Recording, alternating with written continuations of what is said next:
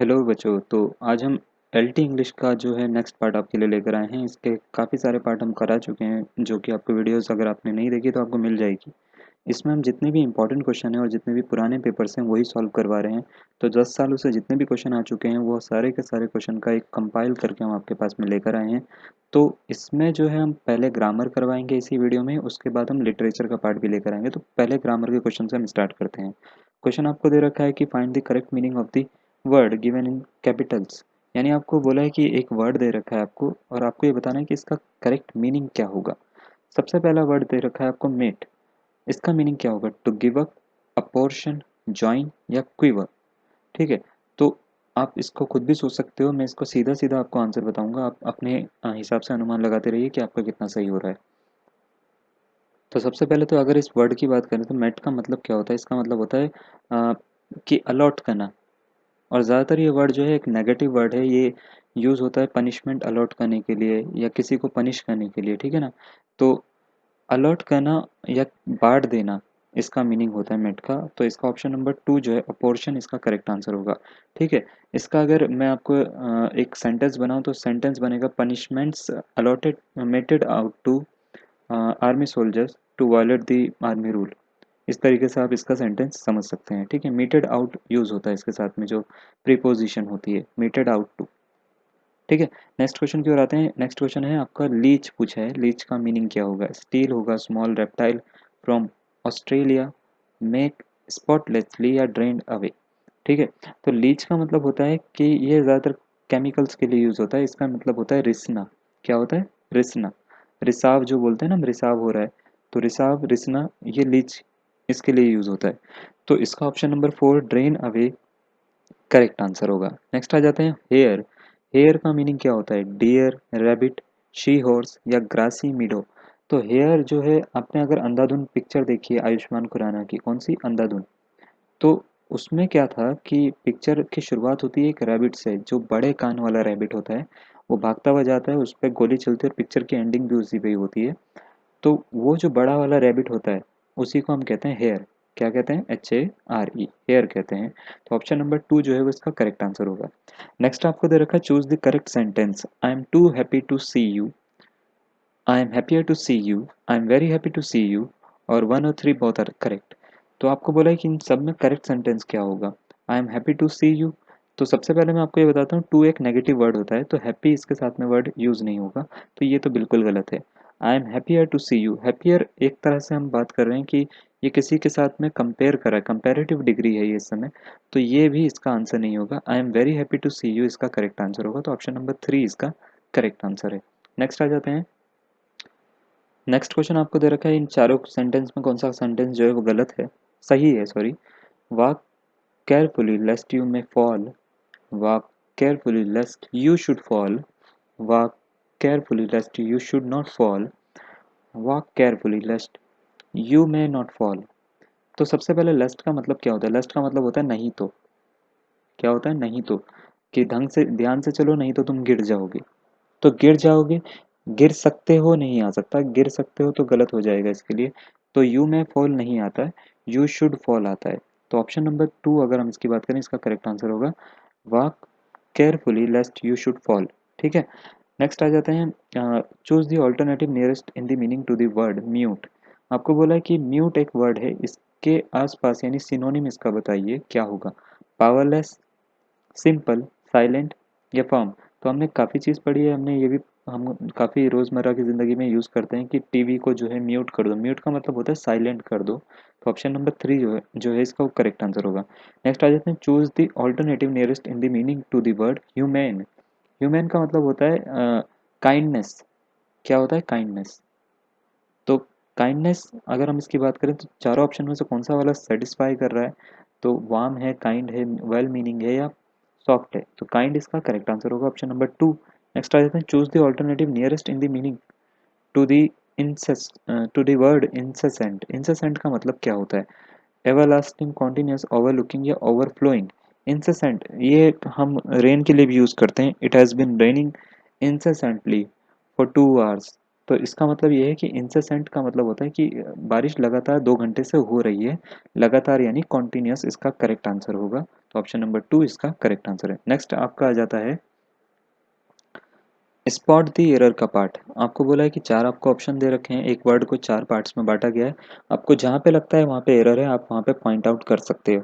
अगर आपको लगता है कहीं पे भी एरर नहीं है तो आप नो एरर चूज कर सकते हो। पांचवा ऑप्शन नो एरर का है, लेकिन इसमें एरर है, ठीक है ना, हर उसमें।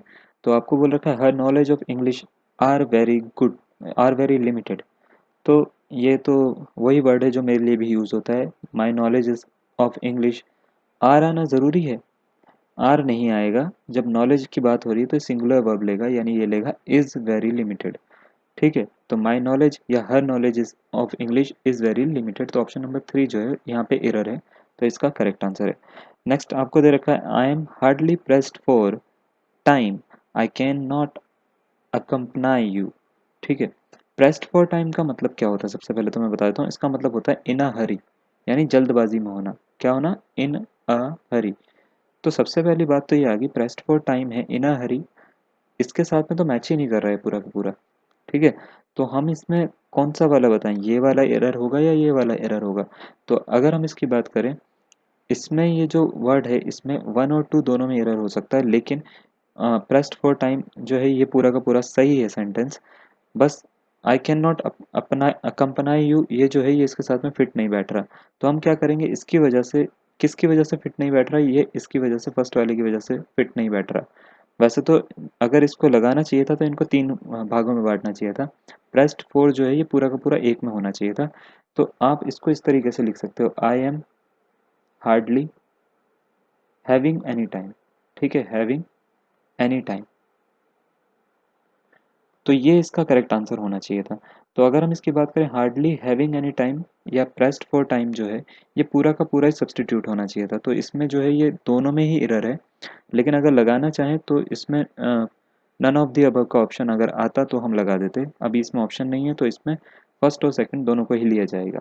नेक्स्ट क्वेश्चन की ओर आते हैं।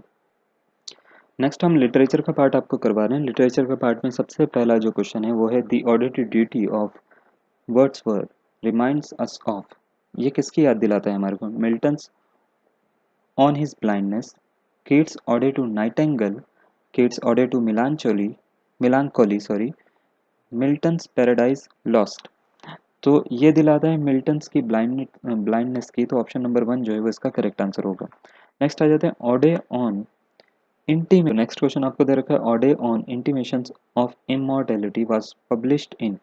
तो ये कब पब्लिश हुई थी? 1807 में हुई थी, 1803 में हुई थी, 01 में हुई थी, या 1809 में हुई थी? तो ये हुई थी 1807 में पब्लिश। तो ऑप्शन नंबर 1 इसका भी करेक्ट आंसर होगा। नेक्स्ट क्वेश्चन की ओर आते हैं। Ode on intimations of immortality was composed in. आपसे ये बोला गया है कि कंपोज कब हुई थी ये, तो पहले कंपोज हुई होगी उसके बाद में ही पब्लिश हुई होगी। तो इसका जो आंसर है ये 1807 से कम का होगा। तो ऑप्शन नंबर 4 तो हम पहले ही इसको हटा रहे हैं। तो 1801 होगा, 1802 होगा, या 1803 होगा, आपसे ये पूछा गया है। तो आप इसको खुद भी सोच सकते हो। वैसे 1802 जो है वो इसका करेक्ट आंसर होगा, ऑप्शन नंबर 2। नेक्स्ट है the last 7 stanzas of ode of on intimations of immortality were composed in 1806, 1807, 1809, 1803। तो अगर हम इसकी बात करें तो इसके जो लास्ट 7 स्टैंजास थे वो कंपोज करे गए थे या दोबारा से लिखे गए थे, वो करे गए थे आपके 1806 में। तो ऑप्शन नंबर 1 जो है वो इसका करेक्ट आंसर होगा। नेक्स्ट आ जाता है to me the meanest flower that blows give thoughts that do often lie too deep for tears. These lines are written by, ये किसने लिखी थी ये लाइंस? वर्ड्सवर्थ ने लिखी थी, किट्स ने लिखी थी, शेली ने लिखी थी, या बायरन ने लिखी थी? तो ये लिखी थी वर्ड्सवर्थ ने, तो विलियम वर्ड्सवर्थ ने लिखी थी। ऑप्शन नंबर 1 जो है वो इसका करेक्ट आंसर होगा। नेक्स्ट क्वेश्चन की ओर आते हैं बच्चों। नेक्स्ट क्वेश्चन है आपका, the English readers will find difficulties in Bacon's language of style, who said this for Bacon? राइट ने कहा था, मैकवेली ने कहा था, ह्यूम्स ने कहा था, या हडसन ने कहा था?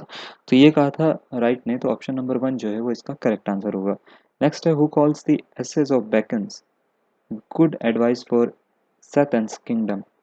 तो ऑप्शन नंबर 1 आपको दे रखा है हडसन, सेकंड दे रखा है ब्लेक, थर्ड दे रखा है एडिसन, फोर्थ दे रखा है लैम्ब। ठीक है, तो इसका ऑप्शन नंबर ब्लेक, इसका जो है वो इसका करेक्ट आंसर होगा, ऑप्शन नंबर 2। नेक्स्ट क्वेश्चन की ओर आते हैं। Bacon often Seneca who was a dash philosopher, Greek, Roman, American, Indian. ठीक है, तो इसका ऑप्शन नंबर 2 जो है वो इसका करेक्ट आंसर होगा। नेक्स्ट आ जाते हैं। Who calls the essays of Bacon counsels civil and moral, Montaigne या बेकन, लैम्ब, एडिसन। तो इसका ऑप्शन नंबर 2 बेकन इसका करेक्ट आंसर होगा। नेक्स्ट आ जाते हैं। Who influenced Bacon's political morality, Plato, Socrates, Aristotle या मैकियावेली। ठीक है, तो इसका ऑप्शन नंबर 4 इसका करेक्ट आंसर होगा। लास्ट क्वेश्चन की ओर आ जाते हैं बच्चों। आज का लास्ट क्वेश्चन है, पिक आउट द स्ट्रेंजर। आपसे बोला है कि इन सब में अलग कौन सा है, ये आप बताइए। हेनरी फोर, टाइटस, एंड्रोनिकस, हेमलेट या एडवर्ड। तो इसकी अगर हम बात करें तो इसमें एडवर्ड जो है, एडवर्ड टू, ये सबसे अलग है, तो ऑप्शन नंबर 4 जो है वो इसका करेक्ट आंसर होगा। तो चलिए बच्चों, आज के लिए इतना ही। धन्यवाद।